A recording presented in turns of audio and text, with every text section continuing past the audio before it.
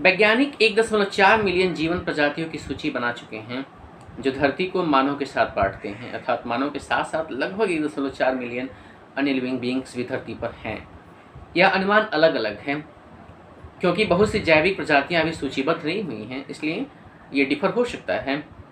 जीव वैज्ञानिकों का अनुमान है कि 3 से 100 जीव मिलियन अन्य जैव प्रजातियां बिना नाम से अंधेरे में पड़ी हुई हैं, अर्थात अभी भी लगभग 3 से लेके 100 जीव मिलियन ऐसे भी हैं जिनको सूचीबद्ध नहीं किया गया है और इंसान इन सब के साथ धरती पर रहता है।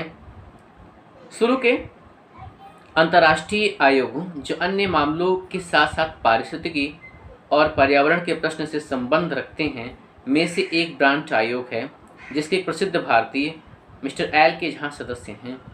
पहली ब्रांच रिपोर्ट ने प्रश्न उठाया, क्या हमें अपनी आने वाली पीढ़ियों को एक बढ़ती हुई रेगिस्तान, कमजोर हो चुकी धरती और बीमार पर्यावरण वाला ग्रह सौंपना है?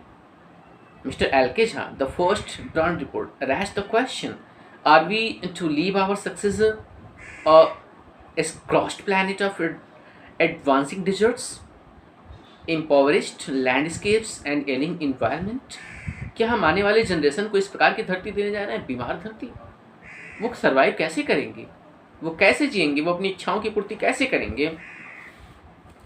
मिस्टर लेस्टर आर ब्राउन उनकी विचारपरक पुस्तक व ग्लोबल इकोनॉमिक प्रोस्पेक्ट में संकेत करते हैं कि पृथ्वी की जैविक प्रणालियां 4 हैं: समुद्री जीव, वन, घास के मैदान और कृषि भूमि, और वे भूमंडलीय अर्थव्यवस्था के आधार हैं। हमारा भोजन उपलब्ध करवाने के अलावा ये 4 सिस्टम खनिजों और पेट्रोलियम पदार्थों को छोड़कर उद्योगों के लिए भी वास्तविक कच्चा माल उपलब्ध करवाते हैं।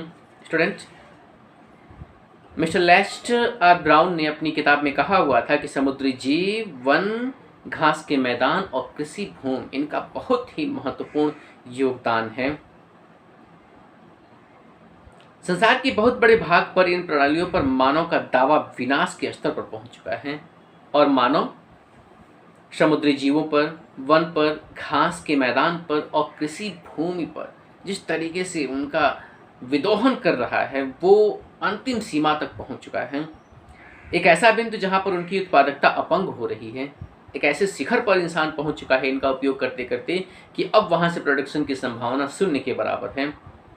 जब यह होता है तो मछली उत्पादन गिर जाता है।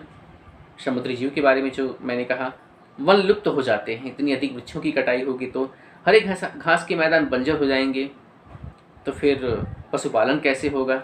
और कृषि भूमि का टोटल वास हो जाता है, क्षरण हो जाता है।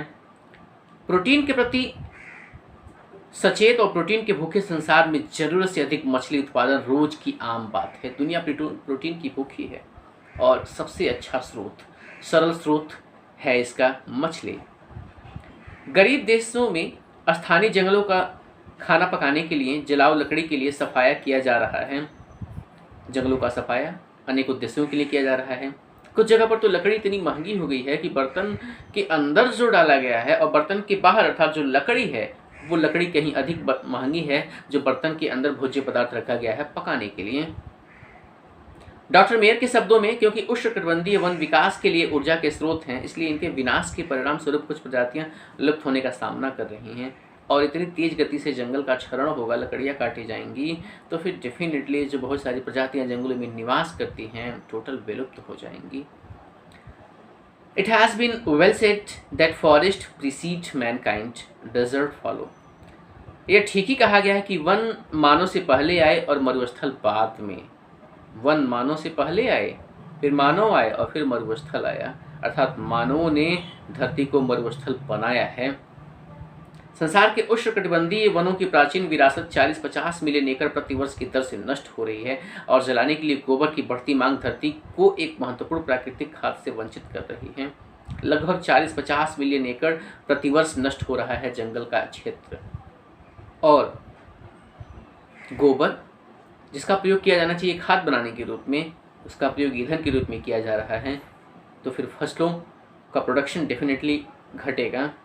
विश्व बैंक अनुमान लगाता है कि सन 2000 में अनुमानित जलाऊ लकड़ी की मांग का सामना करने के लिए वन लगाने की दर में 5 गुना बढ़ोतरी करने की ज़रूरत है।